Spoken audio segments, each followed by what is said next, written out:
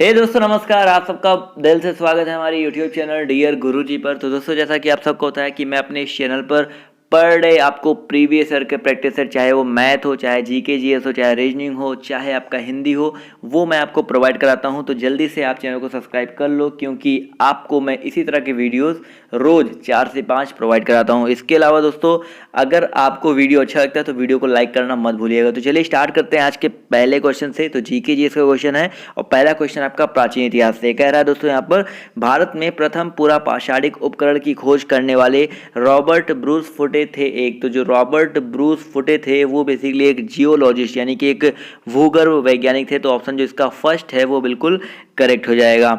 अगला क्वेश्चन देखिए, कह रहा है आपसे यहाँ पर, चन्हू के उत्खनन का निर्देशन किसने किया था। तो चन्हू जो है, इस अगर बात करें तो हड़प्पा सभ्यता के स्थल है ये चन्हू और इसकी जो खोज है 1931 ईस्वी में हुई थी। और किसने किया था? मजूमदार ने किया था। और अगर बात करें हम इसके उत्खनन का निर्देशन किसने किया था, तो इसका जो उत्खनन है वो 1935 ईस्वी में हुआ था। और जो इसका निर्देशन है वो जॉन हेनरी मैके यानी कि JH मैके, ऑप्शन जो इसका फर्स्ट है वो बिल्कुल करेक्ट हो जाएगा, इन्होंने ही किया था। अगले क्वेश्चन बढ़ते हैं दोस्तों। अगला क्वेश्चन आपसे यहाँ पर कह रहा है, देखिए कह रहा है, सतपथ ब्राह्मण में उल्लिखित राजा विदेग माधव से संबंधित ऋषि थे। अब देखिए वैदिक सभ्यता का क्वेश्चन है और बहुत इंपॉर्टेंट है, क्योंकि 2015 का जो आपका लोअर सबऑर्डिनेट का पेपर हुआ था उसमें ये क्वेश्चन पूछा गया था। और इसका जो करेक्ट आंसर दोस्तों हो जाएगा ऑप्शन डी, ऋषि गौतम रघुवर। जी हाँ दोस्तों, सतपथ ब्राह्मण में ऋषि गौतम रघुवर से जो संबंधित राजा है वो विदेग माधव हैं और इनसे संबंधित कथाओं का जो वर्णन है वो मिलता है। चलिए बढ़ते हैं अगले क्वेश्चन पर। तो अगला क्वेश्चन आपसे यहाँ पर कह रहा है कि इनमें से किस आयुर्वेदाचार्य ने तक्षशिला विश्वविद्यालय में शिक्षा प्राप्त की थी। तो देखिए अगर हम बात करें जीवक के बारे में, तो जीवक ने बेसिकली तक्षशिला विश्वविद्यालय से शिक्षा प्राप्त की थी। और अगर हम बात करें जीवक के बारे में तो बिंदुसार के राज्य वैद्य थे। किसके? बिंदुसार के राज्य वैद्य थे। इसके अलावा अगर हम बात करें चरक के बारे में, तो चरक संहिता की जो रचना है वो कनिष्क के राजवैद्य चरक ने की थी और चरक ने भी यहीं से शिक्षा प्राप्त की थी। अतः ये प्रश्न जो है थोड़ा सा विवादित हो जाएगा, लेकिन आयोग जो था उसने ऑप्शन नंबर डी सही माना था, तो ऑप्शन डी पर हम टिक करेंगे। बट चरक और जीवक दोनों ने ही यूनिवर्सिटी ऑफ जो तक्षशिला है, तक्षशिला यूनिवर्सिटी है, वहाँ से शिक्षा जो है वो प्राप्त की है। तो याद रखिएगा। अगले क्वेश्चन पर आते हैं दोस्तों। अगला क्वेश्चन आपसे यहाँ पर कह रहा है, धर्म चक्र प्रवर्तन। देखिए बौद्ध धर्म से संबंधित क्वेश्चन है। तो धर्म चक्र प्रवर्तन की बात करें तो ये किया गया था, तो सारनाथ में किया गया था। तो पहली बात तो जान लो धर्म चक्र प्रवर्तन होता क्या है। तो बेसिकली क्या बोलते हैं, महात्मा बुद्ध थे, उन्होंने जो अपना पहला सार दिया था, अपना जो पहला क्या बोलते हैं भाषण दिया था, मान सकते हो, वो बेसिकली सारनाथ में दिया था। और वही जो पहला उनका क्या बोलते हैं भाषण था, वही उनका धर्मचक्र प्रवर्तन कहलाता था। या भाषण नहीं कहेंगे, उसको उपदेश बोलेंगे, माफ़ कीजिएगा, दिमाग में आ नहीं रहा था। तो जो पहला उपदेश दिया था वो आपका सारनाथ में दिया था। तो ऑप्शन नंबर इसका जो सी है वो करेक्ट हो जाएगा। चलिए बढ़ते हैं अगले क्वेश्चन पर। तो अगला क्वेश्चन आपसे यहाँ पर कह रहा है कि किसके शासन काल में डीमेकश भारत आया था। तो अगर हम बात करें डीमेकश के बारे में, तो ये जो भारत आया था वो बिंदुसार के शासन काल में आया था। तो ऑप्शन जो इसका बी है वो यहाँ पर बिल्कुल करेक्ट हो जाएगा। चलिए बढ़ते हैं अगले क्वेश्चन पर। तो अगला क्वेश्चन आपसे यहाँ पर क्या कह रहा है, देखिए इनमें से किस गुप्त शासक ने हूणों को पराजित किया था। हूणों को पराजित किसने किया था, तो ये आपको बताना है यहाँ पर। तो दोस्तों यहाँ पर अगर हम बात करें हूणों के बारे में, तो यहाँ पर जो स्कंदगुप्त था, जी हाँ दोस्तों, ऑप्शन जो इसका डी है, इन्होंने हूणों यानी कि हूणों पर विजय प्राप्त की थी स्कंदगुप्त ने। और ये जो लड़ाई हुई थी वो 455 से 467 के आसपास हुई थी। और ये जो इनकी सफलता का जो लेख है वो जूनागढ़ अभिलेख में मिलता है, समझ गए। चलिए बढ़ते हैं अगले क्वेश्चन पर। तो अगला क्वेश्चन आपसे यहाँ पर कह रहा है कि इनमें से कौन गजनी राजवंश का संस्थापक था। गजनी राजवंश का जो संस्थापक था वो कौन था, वो अल्पतगीन था। यानी कि ऑप्शन जो इसका ए है वो करेक्ट हो जाएगा। दी है दोस्तों, यामनी राजवंश का संस्थापक अल्पतगीन था, यामनी, याद रखिएगा। और उसने गजनी को अपनी राजधानी बनाया था, इसलिए गजनी राजवंश का जो संस्थापक है वो भी आपका क्या हो जाएगा, अल्पतगीन। क्योंकि यामिनी राजवंश का जो राजधानी था वो गजनी था, यानी कि गजनी राजवंश के नाम से भी इसको जानते हैं और यामिनी राजवंश के नाम से भी इसको जानते हैं। तो दोनों को अगर चाहे यामिनी आए चाहे आपका गजनी आए तो दोनों का संस्थापक कौन हो जाएगा, अल्पतगीन हो जाएगा। समझ गए दोस्तों। चलिए बढ़ते हैं अगले क्वेश्चन पर। तो अगला क्वेश्चन आपसे यहाँ पर कह रहा है कि इनमें से किसने बाबर को सर ए पुल के युद्ध में पराजित किया था। देखिए बहुत ही बड़ा क्वेश्चन है, मुगल साम्राज्य क्वेश्चन है। देखिए नॉर्मली क्वेश्चन तो आप लोग पढ़ते रहते हो, पानीपत का प्रथम युद्ध कब हुआ, ये क्वेश्चन जो है इसका जो करेक्ट आंसर दोस्तों हो जाएगा। पहली बात तो जान लो ये सर ए पुल युद्ध जो है कब हुआ था, तो ये बेसिकली अप्रैल 1501 ईस्वी में हुआ था। और इस जो ये युद्ध हुआ था इसमें जो सैबानी खान था, सैबानी खान, ऑप्शन जो इसका बी है सैबानी खान, ये बेसिकली उज्बेक सरदार था। उज्बेक सरदार सैबानी खान ने पराजित किया था किसको, बाबर को। तो ऑप्शन जो इसका बी है वो करेक्ट हो जाएगा। चलिए बढ़ते हैं अगले क्वेश्चन पर। तो अगला क्वेश्चन आपका यहाँ पर क्या कह रहा है, 1857, देखिए आधुनिक इतिहास का क्वेश्चन है। 1857 के संघर्ष में भाग लेने वाले सिपाहियों की सर्वाधिक संख्या कितनी थी, तो मतलब सर्वाधिक संख्या कहाँ से थी ये बताना है आपको।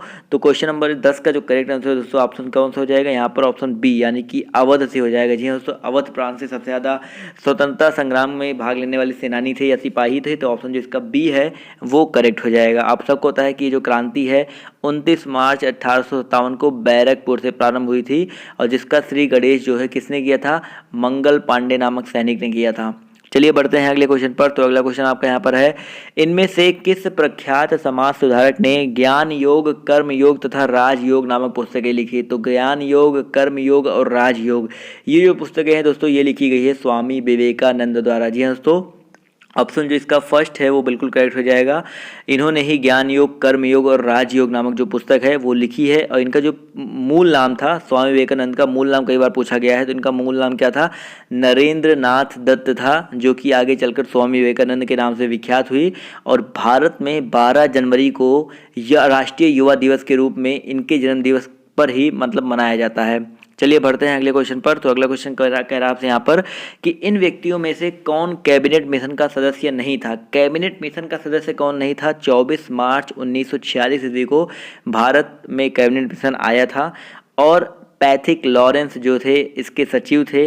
अगर हम बात करें यहाँ पर विलियम वुड के बारे में, तो जो विलियम वुड थे वो इसके सदस्य नहीं थे, तो ऑप्शन जो इसका ए है वो करेक्ट हो जाएगा। इसके अलावा नौसेना जो प्रमुख थे वो ए बी अलेक्जेंडर थे। ए बी अलेक्जेंडर क्या थे, नौसेना प्रमुख थे।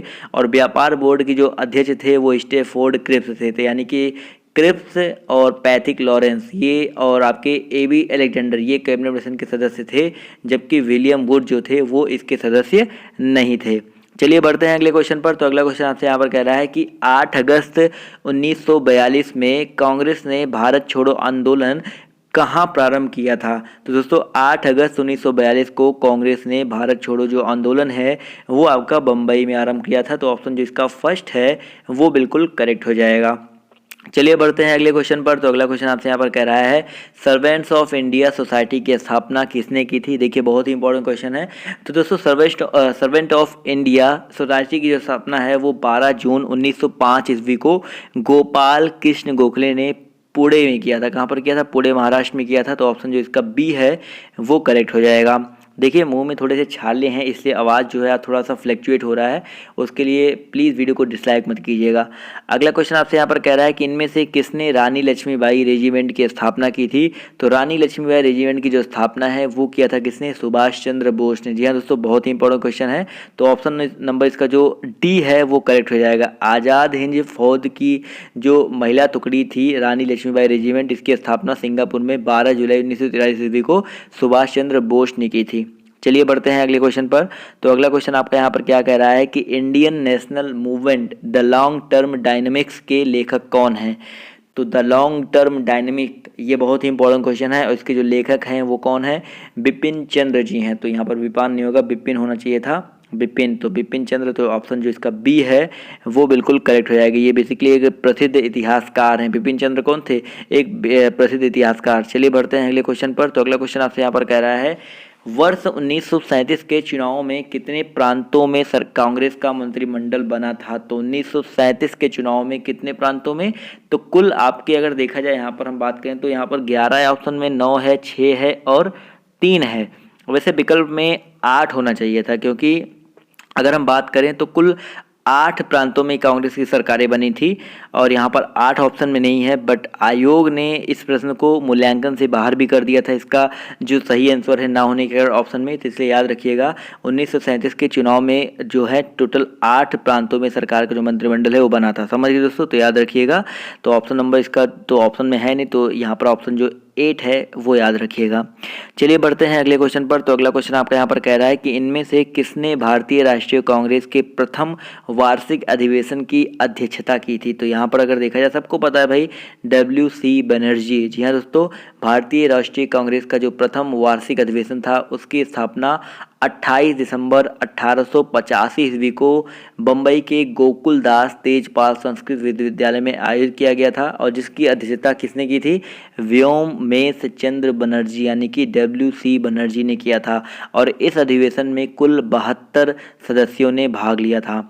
चलिए बढ़ते हैं अगले क्वेश्चन पर। तो अगला क्वेश्चन आपसे कह रहा है कि पेरियार वन्य जीव अभ्यारण्य निम्नलिखित में से किस राज्य में स्थित है। तो दोस्तों ये स्थित है आपका केरल में। तो ऑप्शन जो इसका फर्स्ट है वो बिल्कुल करेक्ट हो जाएगा। केरल के इडुक्की और पथानामथिट्टा जिलों में विस्तृत पेरियार राष्ट्रीय उद्यान की जो स्थापना है वो 1982 ईस्वी में हुई थी। चलिए बढ़ते हैं अगले क्वेश्चन पर। तो अगला क्वेश्चन आपसे यहाँ पर कह रहा है सूची 1 और सूची 2 को मिलाना है। तो कुछ वन्य जीव अभ्यारण्य है और कुछ उनसे रिलेटेड राज्य दिए गए हैं। तो नाम दफा, ये जो आपका नाम डाफा, इसको वैसे इंग्लिश में बोलते हैं, तो नाम दफा या नाम डाफा ये बेसिकली किस राज्य में स्थित है? ये आपका दोस्तों स्थित है अरुणाचल प्रदेश में, यानी कि ये मिल जाएगा और ए का मिल जाएगा ऑप्शन नंबर 2 से। और बांदीपुर की अगर हम बात करें दोस्तों, ये आपका कर्नाटक में स्थित है, तो ये हो जाएगा बी का 1। और अगर हम बात करें पेरियार, तो अभी मैंने आपको बताया पेरियार वन्य जीव अभ्यारण्य जो है वो आपका केरल में है, तो आपका ये तो सी से ही 4 से मिल जाएगा। और लामजाओ की बात करें दोस्तों, लामजाओ आपका मणिपुर में है, तो आपका ये 3 से मिल जाएगा।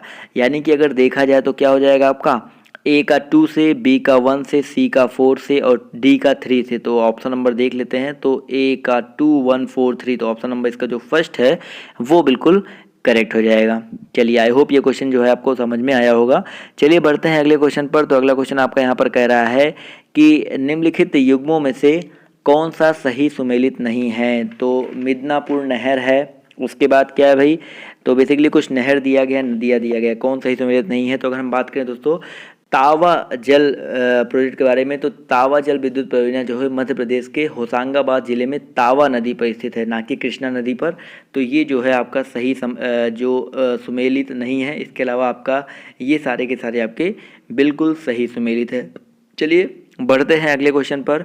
तो अगला क्वेश्चन आपका यहाँ पर क्या कह रहा है, देखिए कि चिशापानी गार्ज स्थित है। तो चिशापानी गार्ज जो है वो आपका कहाँ पर स्थित है? नेपाल में। जी हाँ दोस्तों, नेपाल में कसाली नदी पर अवस्थित है और यहाँ पर बेसिकली 10,800 मेगावाट की कर्णाली चिशापानी जल विद्युत परियोजना स्थापित की जा रही है।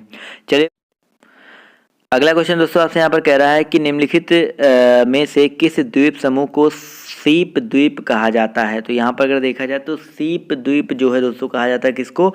फरो द्वीप को कहा जाता है। ये क्वेश्चन मैं आपको पहले भी करवा चुका हूँ, बहुत इंपॉर्टेंट क्वेश्चन है। फरो द्वीप समूह में कुल 18 द्वीप है और यहाँ पाई जाने वाली फरो नामक भेड़ों के कारण ही इसे सीप यानी कि भेड़ द्वीप या फरो द्वीप भी कहा जाता है। तो ऑप्शन नंबर इसका जो सी है वो बिल्कुल करेक्ट हो जाएगा। चलिए बढ़ते हैं अगले क्वेश्चन पर। तो आज का क्वेश्चन आखिरी जो है वो आप सबके सामने ये रहा और यहाँ पर कुछ कोट दिए गए हैं और आपको बताना है इसका जो आंसर है कमेंट करके कि निम्नलिखित नदी डेल्टाओं में से किन पर मैंग्रोव वन पाए जाते हैं। तो इसका जो आंसर है आपको कमेंट करके देना है। 1, 2, 3, 4 ऑप्शन है और 4 कोड भी दिए गए हैं, उसके अकॉर्डिंग आपको जो आंसर है आपको कमेंट करके देना है। तो आई होप आज का जो सेशन है इसमें आपको मज़ा आया होगा और अब आपको इसी तरह के क्वेश्चन मिलेंगे मिले जुले आपके आधुनिक इतिहास से भी और आपके प्राचीन इतिहास से भी, भूगोल से भी। अब अगला जो पार्ट आएगा उसमें विश्व का भूगोल भी रहेगा, जनसंख्या से भी क्वेश्चन रहेंगे, परिवहन से भी क्वेश्चन रहेंगे। तो अगर हम आपके लिए इतनी मेहनत कर रहे हैं तो आप लोग वीडियो को लाइक करके, वीडियो को शेयर करके आप भी हमारा सपोर्ट है वो कर सकते हैं। इसके अलावा दोस्तों अगर आपको वीडियो पसंद आई तो लाइक करो ही करो और अगर आप नए हो तो एक रेड कलर का सब्सक्राइब का बटन दिख रहा होगा, सब्सक्राइब कर लेना और बेल बटन को जरूर दबा देना जिससे आपको नोटिफिकेशन जो है वो आपको मिलती रहे। तो दोस्तों आज के वीडियो में इतना ही। बाय बाय, टेक केयर, जय हिंद, जय भारत। मिलते हैं आप सबसे नेक्स्ट पार्ट में।